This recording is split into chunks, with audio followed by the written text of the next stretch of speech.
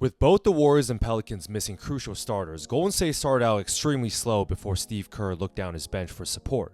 It was a new acquisitions in Lindy Waters who exploded for 21 points, making big-time threes, defensive plays, and actions in the system that helped the team crawl back in the second quarter and on.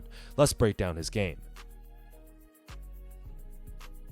The Dubs were down 20 and couldn't get a shot in the first. Kyle Anderson gets the ball in the short corner and immediately points to Lindy Waters for their go-to split action, which was working extremely well last night.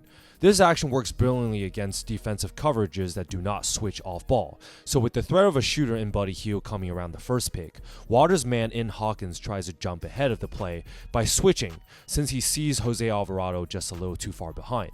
The counter to this off-ball switching is for the screener in Waters to dive to the paint, since Alvarado did not pick up the switch up in time as well.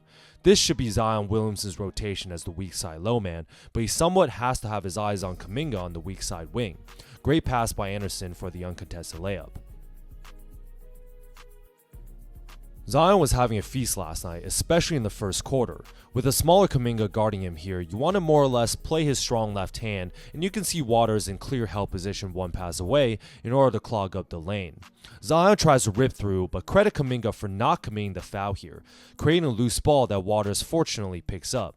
Now it's a 3-on-3 fast break, and you can see Waters surveying the court, realizing that there's no clear passing lane or lob to JK, so he instead dribbles into rhythm and pulls up and drills it. Should have kept his foot behind the line though, but these kind of shots gave you a sense that he was looking to shoot today. Here's another post-split action now with Draymond Green that led to a great shot. The Pelicans try to learn their lesson on this screen by having Alvarado play the high side of the shooter in Buddy Hield, which would have to force him into back cutting and not going around the wing. Simultaneously, Zion's guarding a non-shooter in Kyle Anderson and is in perfect help position as the weak side low man, so he is ready for this pass to Hield and jumps in the air for the contest. Now, this is where I want to point out some low basketball IQ. Hawkins is now responsible on the weak side to X out and rotate to the next pass, but he's responsible for a shooter in Waters and a non-shooter in Anderson, but he stupidly still sprints out to rotate, leaving the wrong guy open. Anderson will always make the high IQ play with the extra pass to Waters, who has no rotation on him and drills his open three. Great defense until the very end, but it's in the details. Here's another split action that creates a good shot. Jackson Davis has the ball in the post and Waters goes for the first screen.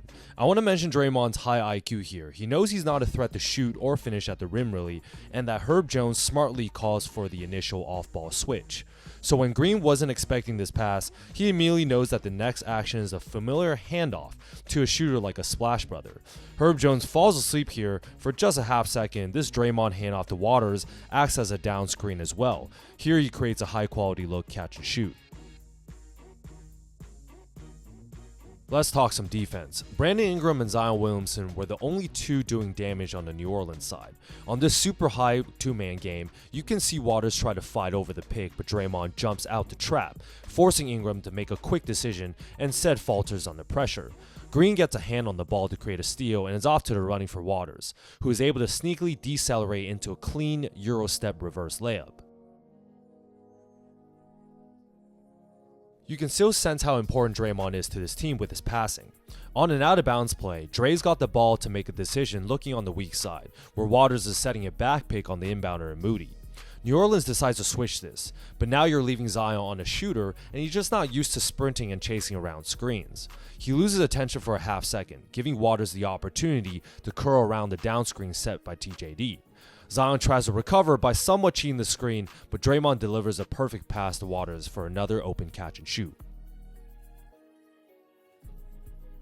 I love this play for two reasons. First, it was Kuminga's ability to be patient with the ball after starting off the game rushing a little bit into things. And second, it was Waters' tendency to move off ball and in the flow of the offense, just like what the Warriors system is meant for. JK's got the loose ball and he's trying to create something, but instead pulls the back out a bit and waits for the defense to fall asleep. Simultaneously, Waters sees this and just makes a fundamental basketball play by back-cutting his defender, who had his eyes on the ball. Similar to earlier, the weak side low man in Zion is a little too high up due to Draymond being on the wing, so he just cannot rotate in time to contest, after JK makes a beautiful bounce pass to Waters for a big-time flush at the rim. Another intelligent defensive play here. Draymond has Zion on an island, angling his body into position to force Zion into his weak right hand, where Waters is standing in held position. When Zion puts his head down to drive, he's 90% trying to score, so Waters pulls an Andre Iguodala by reaching in and cleanly getting his hands to create a loose ball. Alvarado could not pick it up, and Waters delivers a nice lead pass to Buddy Hield, who had a tremendous game as well, obviously, for an easy bucket. This Warriors squad is just so goddamn deep. Waters comes up for an on-ball screen, and New Orleans miscommunicate here by having CJ McCollum switch. Now Waters slips and fades to the wing, getting a step on Ingram. With the threat of his shot, Ingram has to come out, so Waters stays patient by running a Splash Brother classic play called the get action. Here he throws the ball out to Looney, and immediately runs towards the ball to get a handoff. This not only utilizes the big man as a screen, but also the big man defender is generally in a drop position. With Ingram stuck on the pick and the big man scared to come out to the perimeter, Waters dribbles into space for a pull-up tray in the corner. There you guys have it. If you guys watched my season preview, I did not mention Lindy Waters because he is new and I did not think he'll crack the rotation.